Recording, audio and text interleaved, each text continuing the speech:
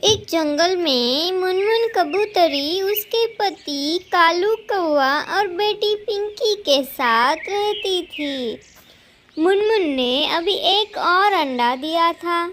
कालू बहुत ही ज़्यादा कंजूस और लालची था। उसे बस हर वक्त अमीर होने की ही पड़ी रहती थी। मुनमुन, अरे ओ मुनमुन, अब मुझे कुछ और काम ढूंढना होगा। अब तुमने एक और अंडा जो दिया है, पहले से ही हम कहाँ इतने अमीर हैं जो हम ऐसे ही घर बैठे गुजारा कर लेंगे। हमारे पास जो है उसमें हम सब का गुजारा हो जाएगा कालू। तुम्हें तो बस अमीर होने की पड़ी है। कालू, इतना लालच भी ठीक नहीं है।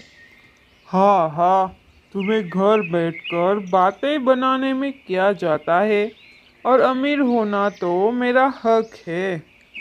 ऐसा बोलकर काटी थी। उसी जंगल में एक टूनी नाम की चिड़िया भी रहती थी। चिड़िया बहुत ज़्यादा मेहनती थी। चिड़िया आम की खेती करती थी।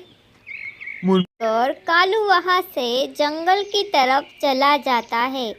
जंगल में घूमते घूमते कालू की नज़र टूनी के आम के बगीचे पर पड़ती है। बगीचे में बहुत सारे रसीले आम लगे थे। तभी कालू सोचता है, अरे, आजकल तो आम की काफी मांग है। आम के दर तो बहुत ही ज्यादा बढ़े हुए हैं।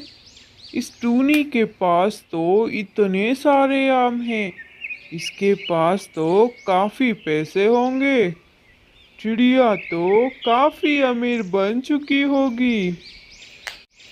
उस दिन से कालू रोज टूनी के आम के बगीचे में आता। 2-4 दिन में उसे पता चलता है कि टूनी बीमार हो गई है। कालू बस इसी बात का फायदा उठाता है। हे भगवान, मुझे तो काफ़ी बुखार है। इस हालात में मैं खेत में नहीं जा पाऊंगी। मुझे 2-4 दिन आराम करना ही होगा। दूसरा कोई रास्ता नहीं है मेरे पास। ये अच्छा मौका है। अभी जाकर टूनी के खेत में उसके सारे आम तोड़ लाता हूँ और उनको बाजार में बेच देता हूँ। अच्छी रकम मिल जाएगी और मैं बहुत कम समय में बहुत ज़्यादा अमीर बन जाऊँगा। उसके बाद कालू आम तोड़कर उन्हें बाजार में बेच देता है। उसे बहुत सारे पैसे मिल जाते हैं।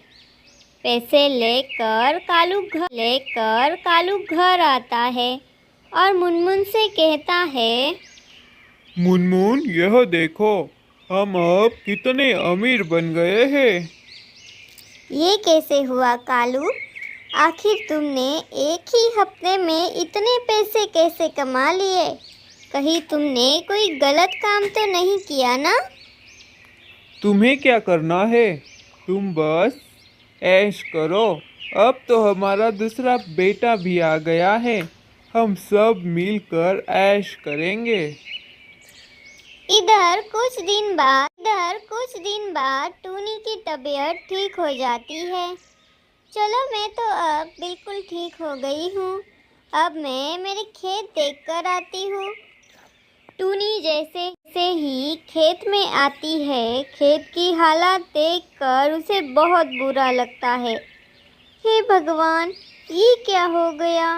मेरे सारी मेहनत कोई और चुरा ले गया। अब मैं क्या करूं भगवान? ऐसे ही कुछ दिन बीत जाते हैं।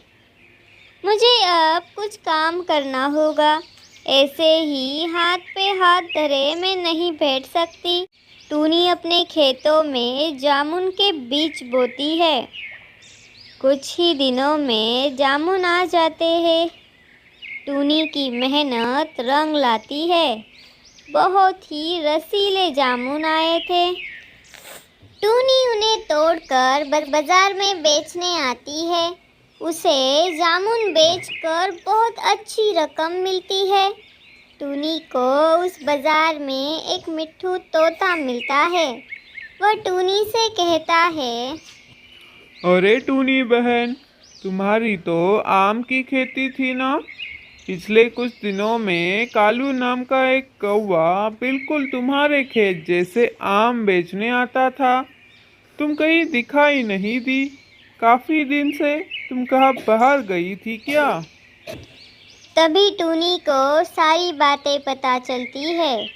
वह कालू के घर पुलिस लेके आती है। पुलिस को देखकर मुनमुन घबरा जाती है। ए जी, जरा बाहर तो आना, तुमसे मिलने कोई आया है। क्या हुआ पुलिस भाई? तुम यहाँ कैसे? क्या हमसे कोई गलती हो गई क्या?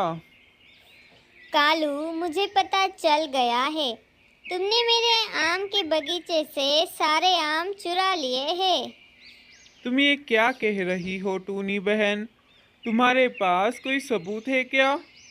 हाँ है, तुमने जिस तोते को आम बेचे थे ना, मैं उससे मिलकर आई हूँ।